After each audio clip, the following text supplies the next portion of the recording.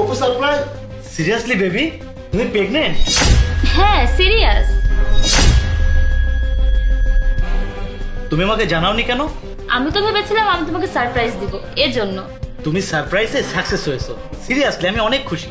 তাই আমি তো ভেবেছি বাচ্চার নাম তোমার নামের সাথে মিলিয়ে রাখবো।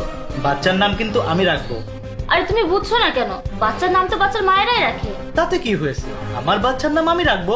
আচ্ছা বাবা ঠিক আছে, দেখো জানো আমার না মাঝে মাঝে জাহিদের কথা মনে পড়লে খুব হাসি পায়। দেখো না, ও তোমাকে বিশ্বাস করে আমার দেখাশোনা করার জন্য তোমাকে এখানে রেখেছে, কিন্তু ও তো জানে না আমরা তোকেই ঠকাচ্ছি।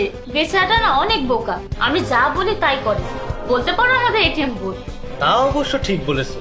বোকা শোকা বলে তো আমি ওর সঙ্গে বন্ধুত্ব করেছিলাম, তা না হলে কি আমি এমনি বন্ধুত্ব করতাম ওর সঙ্গে? বাহ অপু বাহ, তোমাদের দুজনকে সালাম জানাতে হবে। আরে জাহিদ তুমি তুমি চলে এসেছো? দোস্ত, তুই হঠাৎ আসার সময় আমাকে তো একবার ফোন করতে পারতি, তাহলে আমি স্টেশনে তোকে পিক করতে যেতাম। তাই দরকার নেই।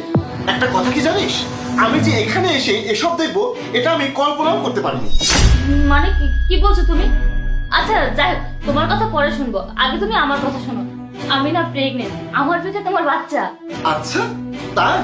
তা ওই বাচ্চাটা আমার নাকি তুই এর বাচ্চা? এসব কি বলছো কি তুমি? তো পাগল হয়ে গেছো নাকি? আজব, আমি পাগল হতে যাবো কেন?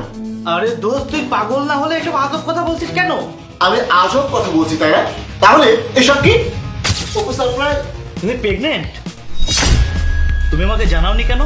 আমি তো ভেবেছিলাম আমি তোমাকে সারপ্রাইজ দিব, এর জন্য। তুমি সারপ্রাইজে সাকসেস হয়েছো। সিরিয়াসলি আমি অনেক খুশি। তাই আমি তো ভেবেছি বাচ্চার নাম তোমার নামের সাথে মিলিয়ে রাখবো।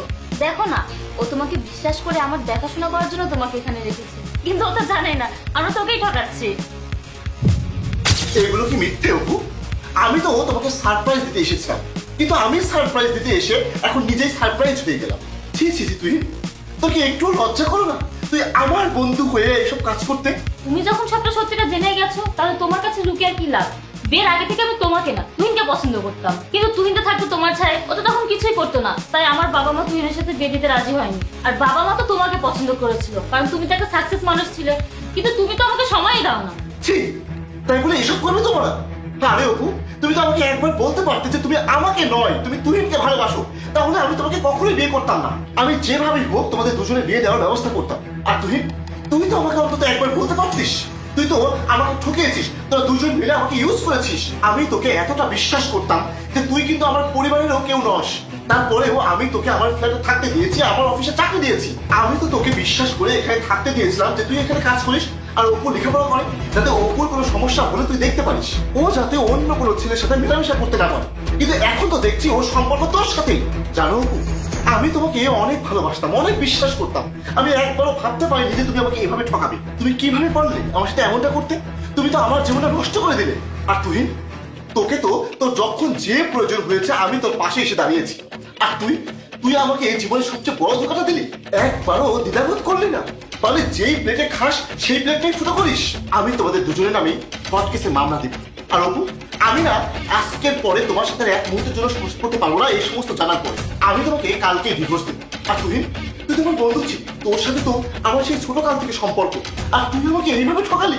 আমি তোকে এত ভালোবাসতাম যে তুই আমার কোম্পানিতে চাকরি করা সত্ত্বেও আমার ফ্ল্যাটে তোকে থাকতে দিলাম। এমনকি তোকে অফিসেও যেতে হতো না, মাস শেষে তুই ঠিকই বেতন পেয়ে যেতিস।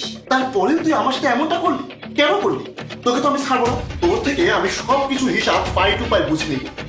জাহিদ প্লিজ, তুমি আমাকে ক্ষমা করে দাও, আমি ভুল করে ফেলেছি, আমাকে আর একটা সুযোগ দাও। জাহিদ বন্ধু, প্লিজ আমাকে ক্ষমা করে দিস। চুপ কর তুই, তোর এই নোংরা মুখ থেকে আমি আর একটা কথাও শুনতে চাই না। জাহিদ প্লিজ আমাকে ক্ষমা করে দাও, আমাকে আর একটা সুযোগ দাও। কোনো সুযোগ হবে না। আমি তোমাকে আর কি সুযোগ দেবো? হ্যাঁ, তোমার পেটে তুহিনের সন্তান, আর আমি কারো জারজ সন্তানকে আমার সন্তানের পরিচয় দিতে পারবো না। প্লিজ জাহিদ। তোমার এই নোংরা মুখ দিয়ে আমার নাম উচ্চারণ করবে না। তুমি এই মুহূর্তে আমার বাড়ি থেকে বের হয়ে যাও। শুধু তুমি না, তোমরা দুজনেই। তা না হলে কিন্তু অনেক খারাপ হয়ে যাবে। যাও।